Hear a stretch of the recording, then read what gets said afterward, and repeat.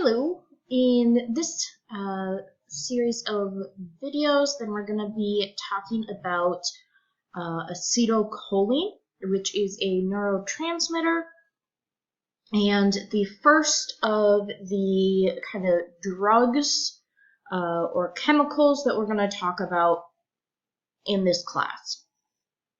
So in today's videos, we're going to talk about what is acetylcholine, how is it synthesized, how is it broken down, and how does it interact in the synapse itself.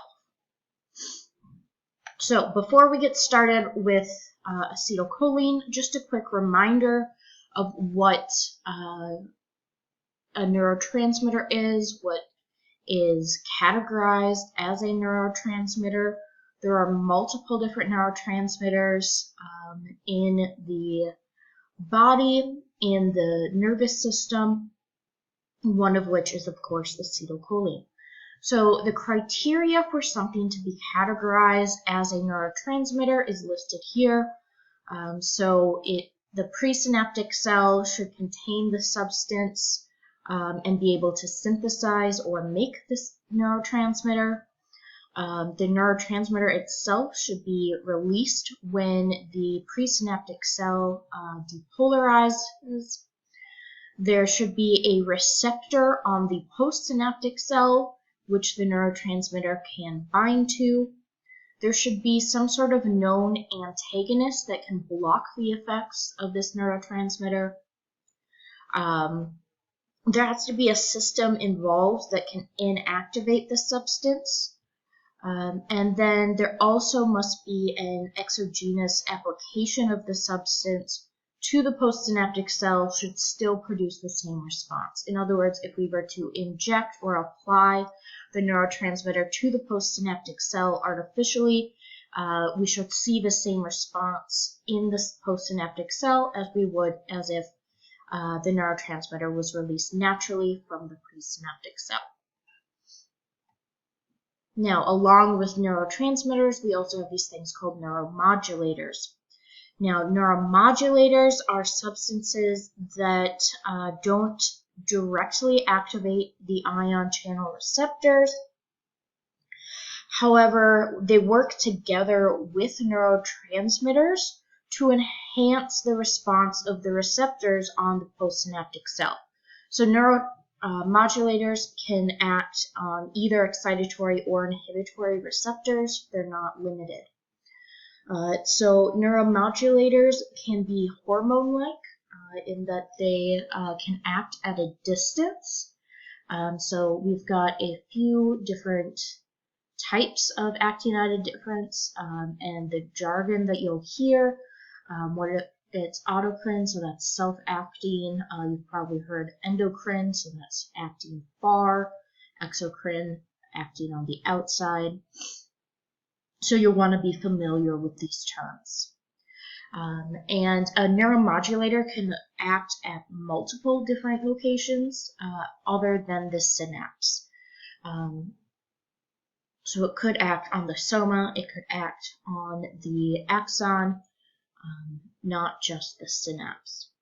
So it does not elicit a direct effect on the postsynaptic cell, so it's not direct like a neurotransmitter would, but it does still alter the action of the classical neurotransmitter.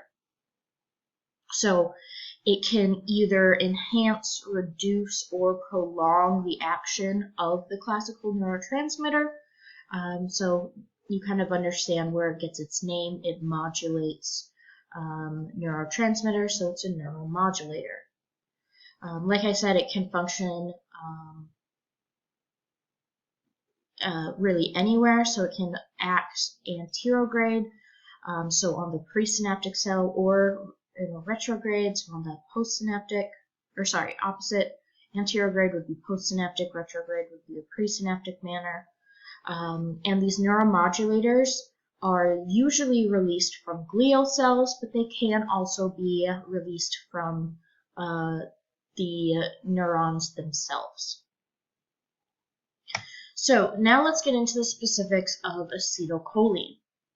So I've got the chemical structure of acetylcholine on the slide here, so you can see that it's made up of an acetyl group and a choline group combined together. So that's where we get our name acetylcholine. So acetylcholine was actually the first neurotransmitter that was identified, and it was used in seminal experiments to determine the nature of chemical transmission at the synapse.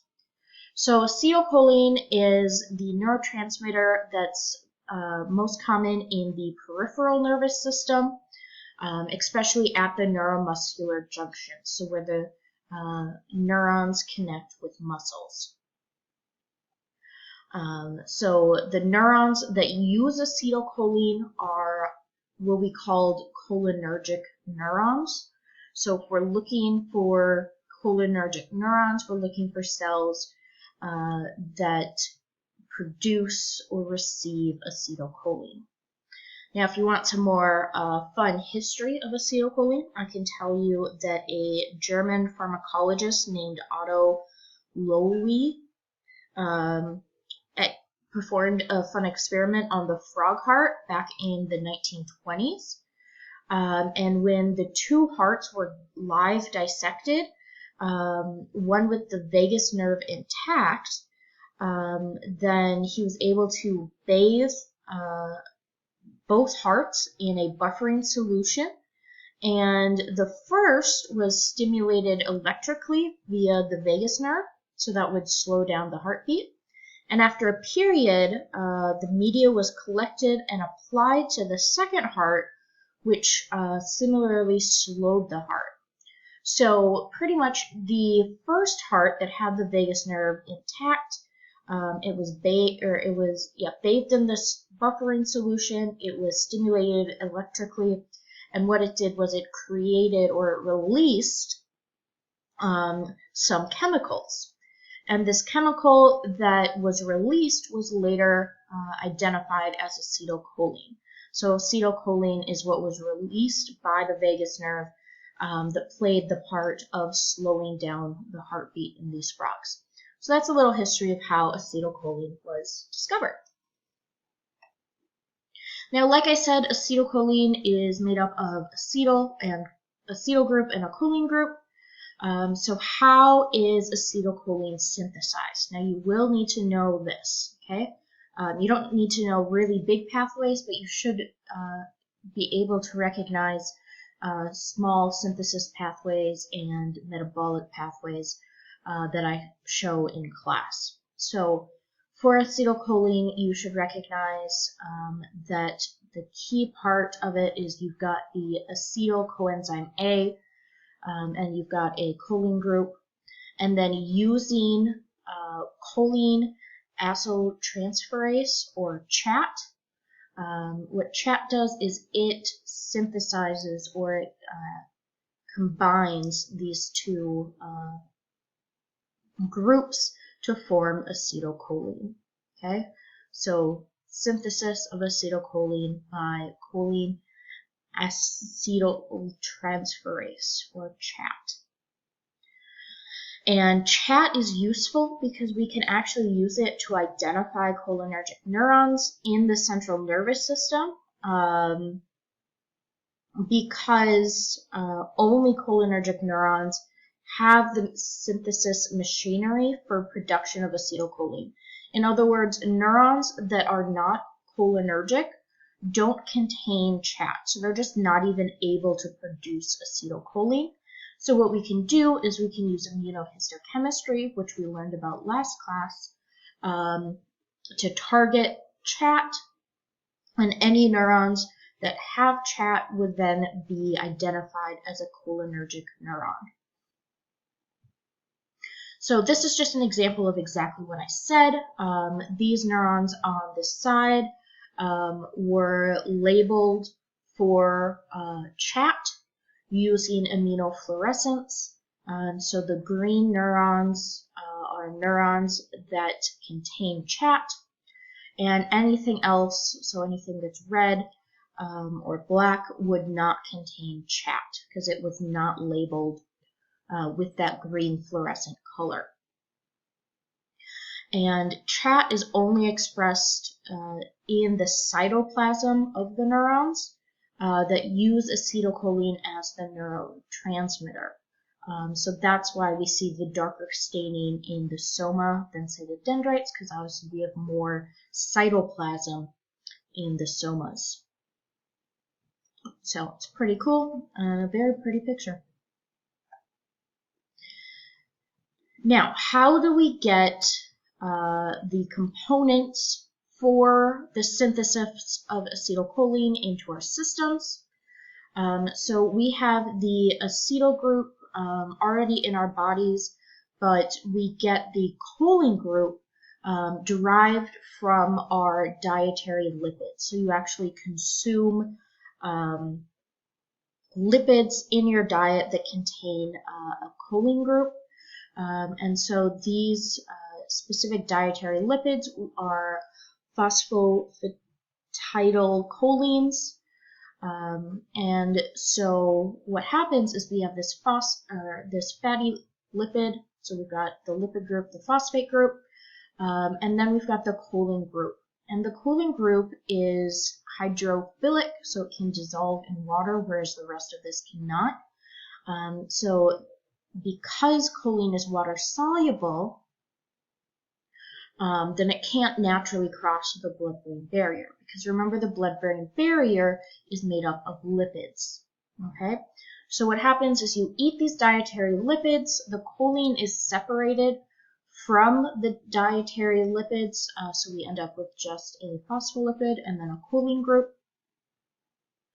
And then the choline is in the blood and gets passed through the blood-brain barrier via specific choline transporters.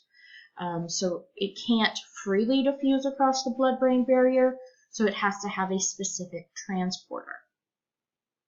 Now, where might you find these choline dietary lipids? A lot of foods do contain choline, but it's especially rich in eggs, legumes, red meats, so those protein-rich foods. And we actually see an especially large amount of these choline lipids in organ meats, so like liver. Personally, I don't like liver, so I'll just stick to red meat and eggs. Now, what happens if you don't eat enough choline?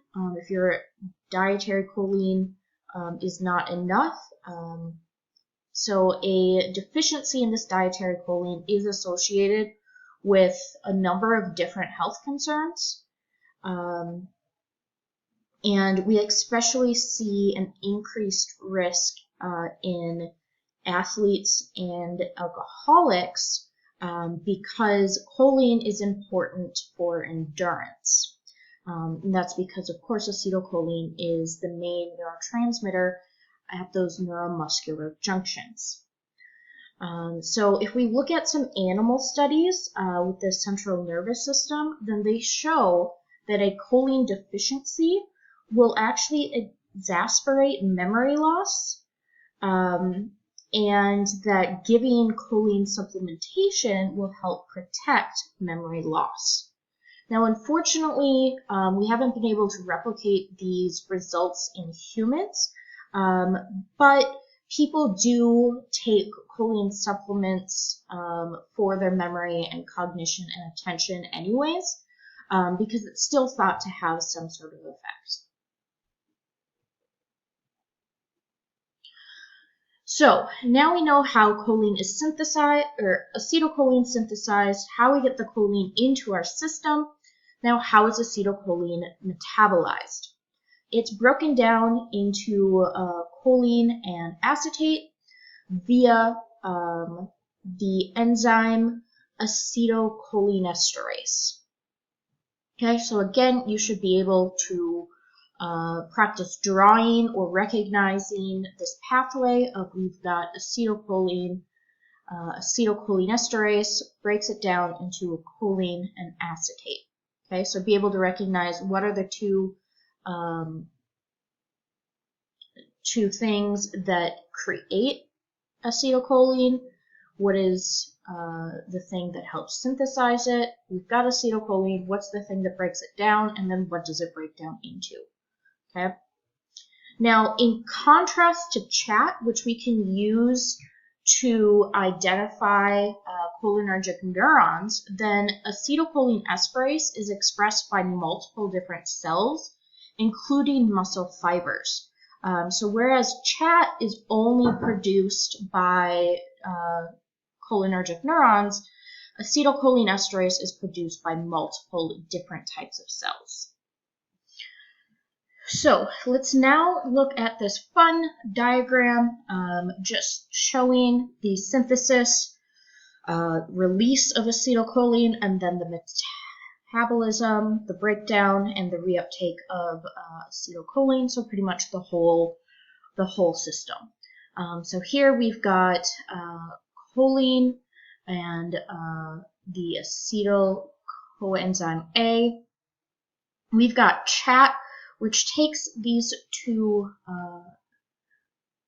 molecules and synthesizes them together. So now we've got acetylcholine.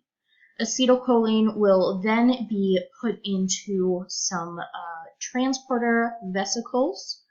It will be brought down to the synapse, where it will be released into the synaptic cleft. It can then bind to different neurotransmitter or acetylcholine receptors, which we'll talk about in a later class. And then the postsynaptic cell will release acetylcholine esterase. Sorry, I just forgot the word real quick. Acetylcholine esterase will go into the synaptic cleft as well and break down acetylcholine. From there, then we'll have choline and acetate from the breakdown of acetylcholine, and the choline that was formed after the breakdown will actually get taken back in by the presynaptic cell. So we've got reuptake of choline, and the choline can then go back into the presynaptic cell and be formed again into even more acetylcholine. So we've got this kind of circular system of choline being formed into acetylcholine, released, broken back down to choline, brought back into the presynaptic cell, and so on and so forth. Okay? So in the next video, we will continue with this and talk about some inhibitors and some agonists.